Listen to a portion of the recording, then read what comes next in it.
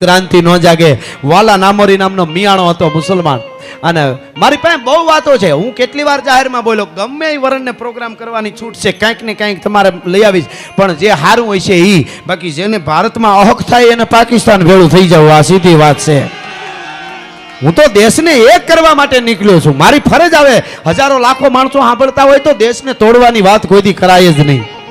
અને એટલે હું ફરીવાર આદમભાઈ કરીને મેં શરૂઆતમાં નામ લીધું. મુસલમાનનો દીકરો મુંબઈમાં છે અને મને કહેતો હોય ઘણીવાર કે એણે એવું એક કાર્ય, એને હું ઘણા પ્રોગ્રામમાં યાદ કરું છું, પણ આજથી હવે હું શાકિરભાઈને મોટનવાલાને હું યાદ કરવાનો છું. એ વાત પાકી છે. હા, અમને ગમે છે સાહેબ, આ બહુ મોટું કામ કરી રહ્યા છો તમે. આ મોટી બંદગી છે, મોટું ભજન છે, કારણ કે ભારતને એક કરવાની આ વાત છે. આ દાખલા દીધા જેવા વાત છે. બાકી વાતું કરવી બહુ હેલી છે. અમે એક કરી દેંગે ને એસા કરી દેંગે ને વૈસા કરી દેંગે ને, એમ ન થાય.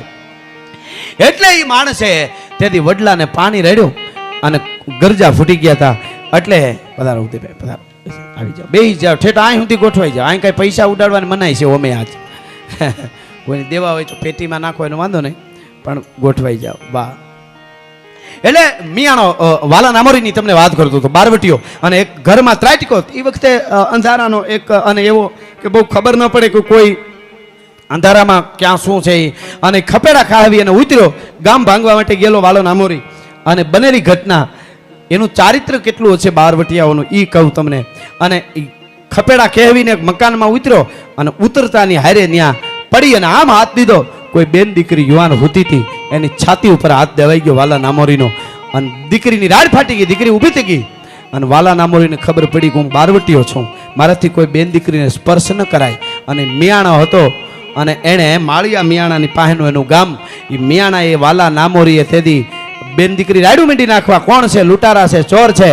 અને એટલું બોલ્યું કે હું વાલો નામોરી બારવટીયો છું, બેન હવે તું બીતીની મને ખબર નથી કાંઈ કોઈ બેન દીકરી હોતી છે, એટલે મારાથી અહીં હવાઈ ગયું. અને તે હાથમાં ખુલ્લી તરવાર હતી. ગોરા બાપુ એક તરવારનો ઝાટકો મારી અને અહીંથી હાથને ઉડાડી નાખ્યો. તો શું કામે? કોઈ બેન દીકરીને અડી લીધું. બારવટિયાથી અડાઈ નહીં, બેન દીકરીને હાથને ઉડાડી નાખ્યો. આ ઘટનાઓ મિત્રો પાઠ્યપુસ્તકમાં બધે આવવા માંડે, બધું એની રીતે બરોબર થઈ જાય સાહેબ. આને ક્રાંતિ કહેવાય. હાથને ઉડાડી અને નીકળી ગયો. તેથી મિયાણો એ વાલો નામોરી અને માણસ ભેળા થઈ ગયા આજુબાજુમાં રાયડું સાંભળીને. અને બેનને આવીને પૂછ્યું, બેન કોણ હતો? લૂંટારો હતો, ચોર હતો? તો કે ચોર લૂંટારો કોઈ હતો નહીં, પણ જેનો હાથ મને અડ્યો છે ને મારા શરીરે, એ જાણે કોઈ બાપ દીકરીને હાથ ફેરવ્યો હતો એવી રીતે મને હાથ અડ્યો હતો. એ જે હોય તે, પણ તારા જે નામોરી તણા અને ઠૂઠા ઘા થયા, એ પાછા પોટે ના, એની વનિતા ભેળા વાલિયા. હે વાલા નામોરી, હું એક દીકરી તને આશીર્વાદ આપું છું કે તારા ઠૂઠા હાથે બંદૂકનો ઘા કરીશ ને તો એ તારું નિશાન કોઈથી ફરશે નહીં. કહેવાનો અર્થ આને જેહાદ કહેવાય.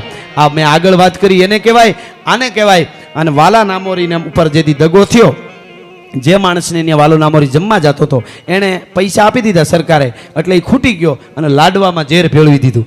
લાડવામાં ઝેર ભેળવી દીધું. અને વાલા નામોરીના આખા સાથીદારો હતા, એને ખાધા લાડવા. અને અંદર કંઈક થવા માંડ્યું એટલે ખબર પડી ગઈ કે આ લાડવામાં ઝેર છે ને આપણા ઉપર દગો થયો. ને હવે સરકારને ખબર પડી ગઈ છે, હમણાં આવી જાય, બંદૂકે દઈ દે આપણને. એટલે વાલા નામોરીના માણસોએ વાલા નામોરીને એટલું જ કીધું કે હવે આપણે ઉમે મરી જાઉં, આ ઝેર ખાઈ ગયા લાડવામાં, પૂરું થયું. પણ વાલા નામોરી, જે માણસે આપણને ઝેર ખવડાવ્યું એના તો હવે કટકા કરી, આમ એને ઘેરે ને ઘેરે એના કટકા કરી, અને ખબર પડે કે દગો કેમ કરાય. અને તેથી વાલા નામોરીએ કીધું તું વાત તમારી બધી સાચી, પણ લાડવામાં ઝેર હતું કે ઝેરમાં લાડવા હતા? એટલે કીધું કે લાડવામાં ઝેર હતું. તો કે તો પેલા આપણા પેટમાં લાડવા ગયા કહેવાય ને? તો કે હા. તો કે જેનું અનાજ પેટમાં પડ્યું એના ઉપર ઘા કેવી રીતે કરી હગું? હવે જે થવાનું હતું એ થઈ ગયું. આ ઇતિહાસ બોલે છે એ મિયાણાનો વાલા નામોરીનો સાહેબ. આવા હજારો ઇતિહાસ છે, એને વંદનો કરવા પડે એવા. એટલે આવી એક એક વાતો ગામડેથી લઈ આવી, ઝીણી ઝીણી ઝીણી વાતો, અને અમે જગતના ચોકમાં મૂકી છે કે તમે જીવન જીવો તો આવું જીવો તો ખબર પડે. એટલા માટે આ દેશની જનતા જ્યારે જન્મ આપે, કોઈ પણ ભારતનો સુરવીર હોય પણ એની જન્મદાત્રી છે એ માં છે, જન્મ માં આપે છે. આ દેશની દીકરીઓની પહેલી જવાબદારી છે, હું કાયમ બોલું છું જાહેરમાં. આ દેશની દીકરીઓની જવાબદારી, એ ધારે એવા દીકરાને જન્મ આપી શકે અને ધારે એવો દીકરાને તૈયાર કરી શકે. એ દીકરીઓની જવાબદારી પહેલી. હું ઘણી વાર કહું બેનું દીકરી હોય ત્યારે કે તમારે લાગવું છે કટરીના કેફ જેવું, તમારે દેખાવું છે ઐશ્વર્યા રાય જેવું, તમારે દેખાવું છે અનુષ્કા શર્મા જેવું, અને દીકરા તો મહારાણો પ્રતાપ ને શિવાજી, દેવાજ બોદર, વલ્લભભાઈ પટેલ, દીકરા આવા જોઈએ છે. હવે ઘીન ઘાસલેટ કેવી રીતે ભેળું થાય એ તો તમે વિચાર કરજો. એ તો સીધી જ વાત છે ને. ભલિયું વીણના ભલા કોઈ દી નાગડા નર નો નીપજે, મન હર મુખે માનની ગુણિયલો હોય ગંભીર. આવો સાંસ્કૃતિક કાર્યક્રમ, આટલા બધા માણસો આવ્યા, અને ગણેશ ઉત્સવ આવા જુદા, આ બધી પરંપરા છે. બાપ દાદાના ગુણ હોય તો થઈ શકે, બાકી પૈસાવાળા કાર્યક્રમો ઘણા કરે છે. આપણે જુઓ છો કાયમ ગણેશ ઉત્સવમાં નહોતું એક આવ્યું, સુરતનું જ હતું ને, પ્રોગ્રામ સારો કર્યો હતો. બગડા સટી બોલતી હતી. હાવ તમારે એવા કાર્યક્રમ કરવા હોય તો અમારે કાંઈ સ્વતંત્ર છો તમે, અમે તમને ના પાડવાવાળા કોણ હતા ભાઈ? કરો તમે તમારે, પણ ગણેશના નામે જ કરો. તો પછી દીવ હોયા જાઓ, ગો હોયા જાઓ, અમને ક્યાં કાંઈ વાંધો છે? તમે સ્વતંત્ર છો, અમારે વળી તમે તમારું શું જાય, અમારું કાંઈ નથી ચાતું. મોજ કરો, જે કરવું હોય એ કરો, પણ ગણપતિના નામે તો રહેવા દો. ગણપતિ ઉત્સવમાં તો ભંભલિયું ફળોમાં તમે હાવ આટલા બધા ઉપાડા લ્યો, એ અમારાથી સહન નથી થતું. કહેવાનો અર્થ મારો એ છે કે કેટલા અરબોપતિ ખરબોપતિ અમે જોયા છે. દીકરીનો જન્મદિવસ હોય, દીકરાનો જન્મદિવસ હોય, અને એનું કુટુંબ એના પૂરતી જોયો. પાછું જમણવાર ને બધું. કોઈ પૂછે શું છે તો કે એકચ્યુઅલી દીકરાનો જન્મદિવસ છે, અમારા પૂરતું જ છે. અમને ખબર છે ભૂંડણીને એનું ટોળું જ હોય, એથી વધારે કાંઈ હોય નહીં. એ એના ટોળા પૂરતી બધું માદળામાં પીડ્યું હોય, બીજા આવે તો ઘરકાટિયું કરે. હા, ગમે એવો ફાટેલા કૂતરા હોય એને તગડી મૂકે. એટલે એનું પણ એ એટલું કરી શકે, એ બીજા માટે કોઈ દી કાંઈ નથી. અને બીજા માટે જગતના ચોકમાં કર્યું છે એની વાતો રહી છે. એ અરબો ખરબો પતિને જોયા છે, જુવાન દીકરીઓ દીકરાઓ બાપ ને માન ભેળા થઈને ડીજે ચડાવે અગાસી માથે, અને પછી નાચતા હોય ઢીંચાકા ઢીંચાકા ઢીંચાકા. હે તમને કરડે કાળોતરો નાગ, તમને હવે શું વાતો કરવી. અને એની દીકરીઓ પાછી માયક ઉપર આવીને વધારે થતું હોય માફ કરજો, પણ એ ભાષણ કરતી હોય, હમ ભારત કા ઉદ્ધાર કરને વાલા પેદા કરેંગે. ઘરનો ઉદ્ધાર કરી તો ભારતનો ઉદ્ધાર જ છે. હવે આવો ગરીબમાં આવો, જે કે વધારો એકાદ ગાઈડલું હોય તો અહીં આગળ દેજો તો છે ને. હા, આવો આવો આવો બા. મોરબની ધન ગાંઠ કરે માન, મોરબની ધન ગાંઠ કરે, મોરબની ધન ગાંઠ કરે માન, મોરબની ધન ગાંઠ. જય હો. મોરબની ધન ગાંઠ કરે માન, મોરબની ધન ગાંઠ કરે. હવે હા,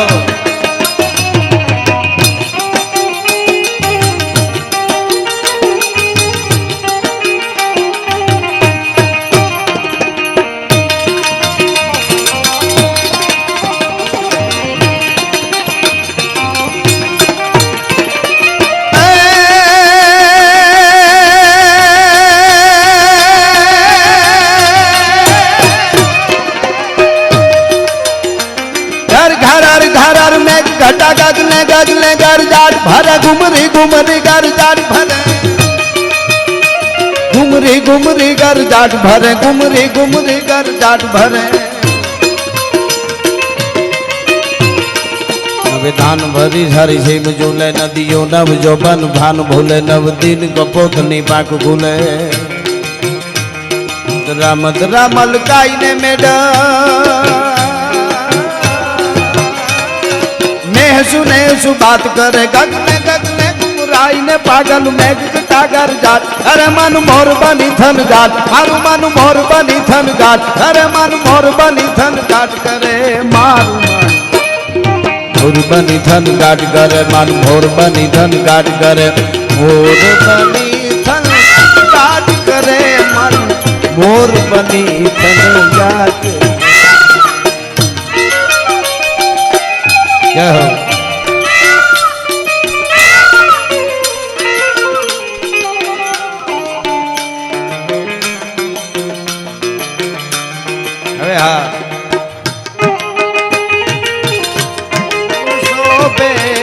ભાઈ ભતીજે બિન હીરો ન શોભે ભાઈ ભતીજે બિન ભાઈ ભતીજે બિન હીરો ન શોભે દેવર બિન અંગના ના શોભે રાજા દેવર બિન આ બિહારનું લોકગીત છે જૂનું મેં સાંભળ્યું હતું મને ગમ્યું અને મેં એકાદી વાર પ્રોગ્રામમાં ગાયેલું કે એક ભારતની સ્ત્રી છે એ પોતાનો આખો પરિવાર ભેળો રહે એવી આમાં ભાવના રજૂ કરે છે દેર વિના આંગણું શોભે નહીં હાહુ હરા વિના શોભે નહીં એટલે